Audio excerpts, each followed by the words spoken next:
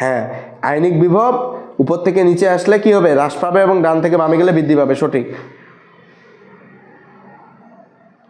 ওরে বাবা, আমার দাদা আর আমার নানা দুইজন বিয়ে, কঠিন। ইসরাত এটাও ইউনিক অ্যান্সার, এটাও কারেক্ট। বাপরে, সবাই সবাই ক্রিয়েটিভ। আর তোমাদের সৃজনশীল পড়ছো, ঠিক আছে, এবং সৃজনশীলে পরীক্ষা দিছো, এইটা তোমাদের অ্যান্সার দেখে বুঝলাম আজকে। এখন শিওর যে তোমরা সবাই সৃজনশীল যুগের স্টুডেন্ট, ওকে। কারণ বেআই, এই যে বেআইয়ের যে সম্পর্ক, এটা যে সবাই ডেফিনেশন দিছে, সবাই নিজের মতো করে দিছে এবং সবগুলা কারেক্ট, ওকে। দেখো, যারা যারা ডি ব্লক মৌলের সংখ্যা কতটা বলছো, 41টি, সবগুলা কারেক্ট। তোমাদের সবাইকে ধন্যবাদ। কে কে 41টি বললো দেখি?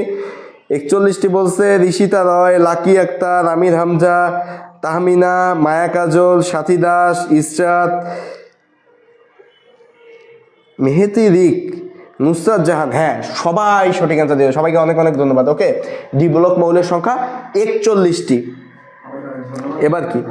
এবার কি হ্যাঁ, তোমাদের ধন্যবাদ, তোমাদের তাড়াতাড়ি বিয়ে হয়ে যাবে, ওকে। তোমাদের সবাই খুব দ্রুত বিয়ে হয়ে যাবে। এখন দেখো ডি ব্লক মৌলগুলো কি কি, যারা যারা 41টি অ্যান্সার দিয়েছে সবার তাড়াতাড়ি বিয়ে হয়ে যাবে, ঠিক আছে। চতুর্থ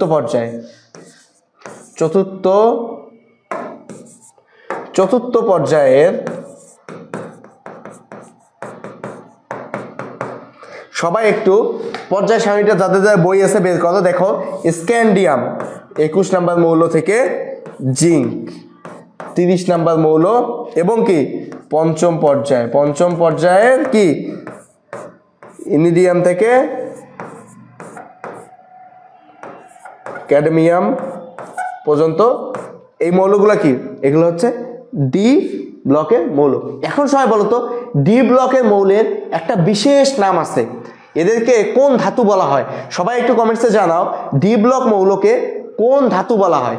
এদের একটা যে বিশেষ নাম আছে, ডি ব্লকের যে একটা বিশেষ নাম আছে, সেই বিশেষ নামটা কি? সবাই একটু বলো, কে কে কমেন্টসে সবাই জানাও। এরা সবাই কি ভারী ধাতু,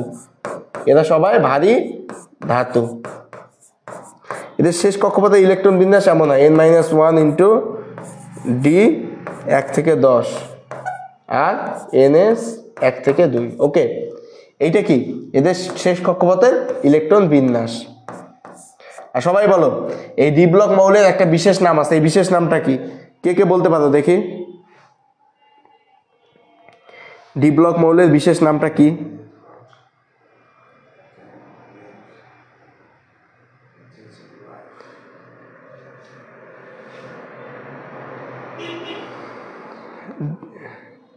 না, ভারী ধাতু না। ইসরাত বিয়ে করবে না, বা ভারী ধাতু, এটা তো অবশ্যই ভারী ধাতু। ডি ব্লক মৌলকে কি বলা হয়? এই যে এই পাশ থেকে ভাই সঠিক অ্যান্সার দিচ্ছে। না, ছি, এরা কি বলে, এটা ভারী ধাতু কেন? এই যে সঠিক অ্যান্সার আসা শুরু হয়েছে।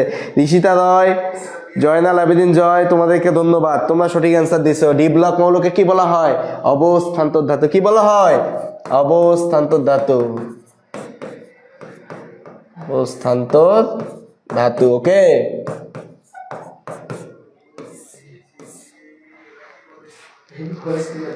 ঠিক আছে, হ্যাঁ, অবস্থান্তর মৌল বা অবস্থান্তর ধাতু।